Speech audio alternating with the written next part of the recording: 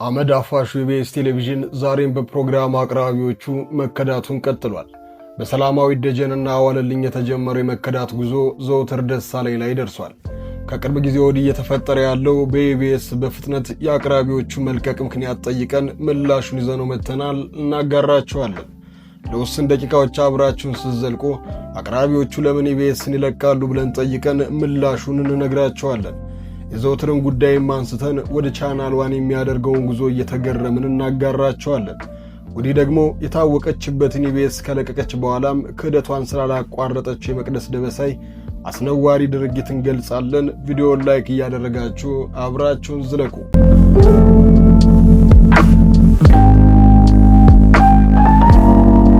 በፌስቡክ መንደር የተለያዩ ትችቶችን በማንሳት የሚታወቀው ናትናኤል መኮንን የኢቢኤስ ጉዳይ እንደኛ እያሳዘነ ቢያስገርመው አመድ አፋሹ ኢቢኤስ በሚል አርዕስት እንዲህ ሲል ዘለግ ያለ ሐሳቡን አስቀምጧል። ኢቢኤስ አመድ አፋሹ ድርጅት። ኢትዮጵያ ውስጥ ካሉ የቴሌቪዥን ጣቢያዎች እንደ ኢቢኤስ የሚገርመኝ ድርጅት የለም። እጁ አመድ አፋሽ ይመስለኛል። በተለያየ ጊዜ ከሰራተኞች መልቀቅ ጋር ተያይዞ ሶሻል ሚዲያ ላይ የሚነሳበት ውዝግብ አስገራሚ ነው።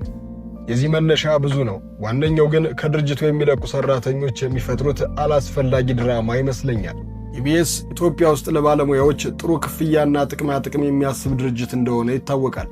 የሰዎችን አቅም ብቻ እየተመለከተ ወደ ቴሌቪዥን ጣቢያው በማምጣት ማን መሆናቸውን እንኳን የማናውቃቸውን ሰዎች ትልቅ ሴሌብሪቲና ሚሊዮነሮች አድርጎ ያግዝፋቸዋል።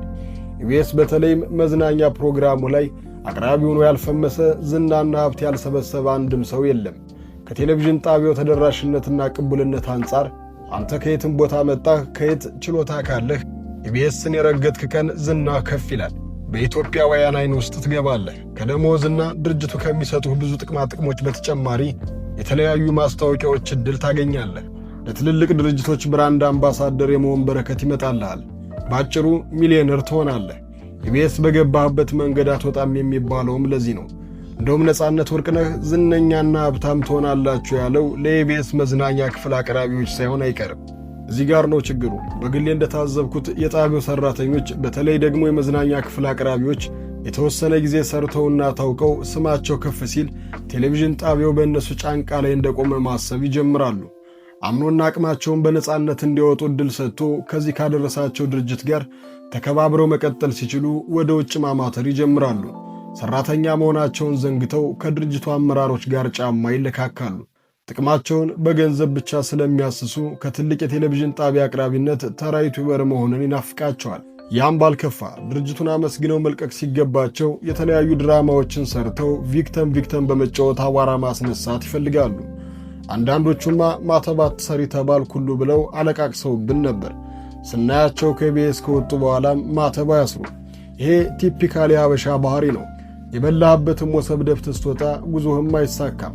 ለዚያም ይመስለኛል ብዙዎች ከዚያ ከለቀቁ በኋላ ከህዝብ አእምሮ ውስጥ በፍጥነት ተረስተው ይቀሩት። ይህን የጻፍኩት ዛሬም ዘወትር የተባለው ልጅ ከኢቢኤስ ለቀቀ ብለው እንደተለመደው አላስፈላጊ ድራማዎች እዚህ ሶሻል ሚዲያ ላይ ሲሰሩ ስላየሁ ነው።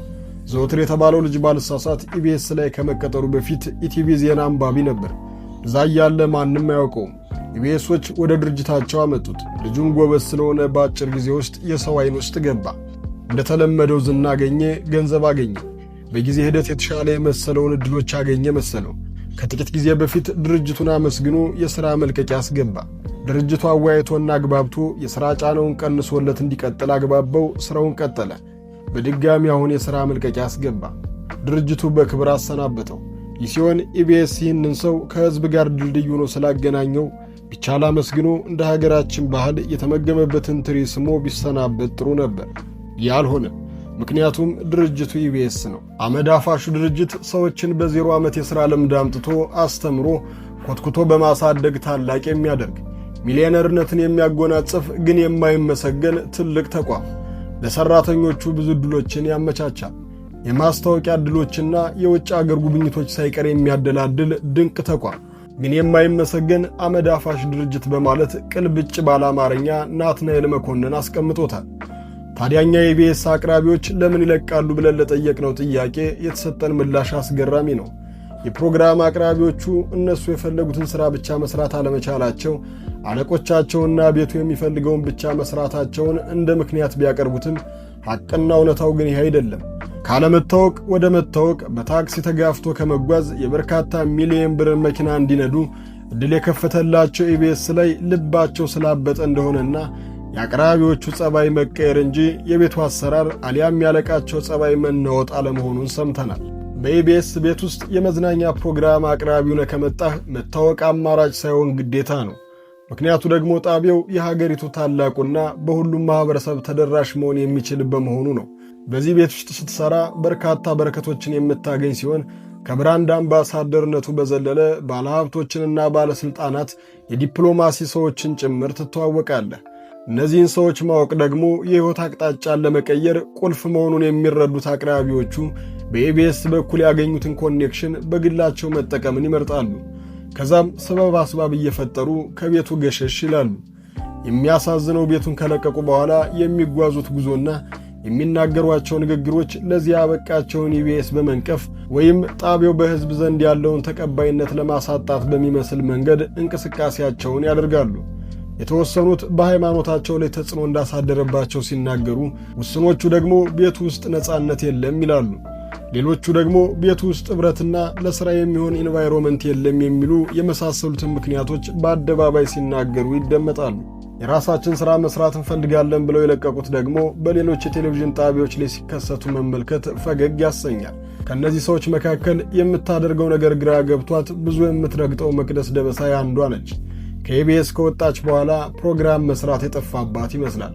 ብዙ ነገሮችን ስትረግጥ ትታያለች።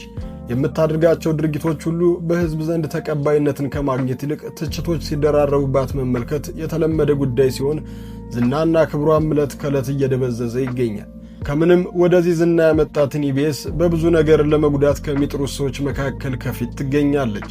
አባይ ቲቪ ሲቀጥራት ወደ ቤቴ የመጣው ያህል ተሰማኝ ስትል በእንባ መታየቷ በኢቢኤስ ብዙ መከራን ያየች አስመስሏት ነበር። መቅደስ በዚህ አላቆመችም። በርካታ ከካሜራ ጀርባ ያሉ የኢቢኤስ ሰራተኞችን አስኮብልላለች። አሁንም ሌሎች ባለሙያዎችን ለማስኮብለል ጥረቷን ቀጥላበታለች።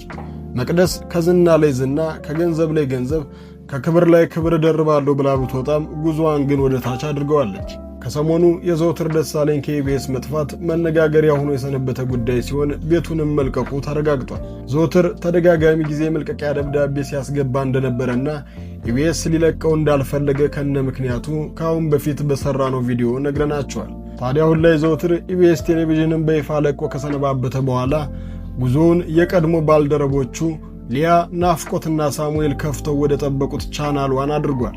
አሁን ላይ ንግግራቸው ወደ መጠናቀቁ እየደረሰ ሲሆን በቅርብ ጊዜ ዘውትር ደሳለኝን በቻናል ዋን የምንመለከተው ይሆናል። አበቃን። እናንተ ስለ አቅራቢዎቹ ጉዞና ስለ ኢቢኤስ የሚሰማችሁን ሐሳብ በቅንነት በኮመንት አሳውቁን። ቪዲዮውን ላይክ፣ ቻናሉን ሰብስክራይብ በማድረግ ቤተሰብ ይሁኑ።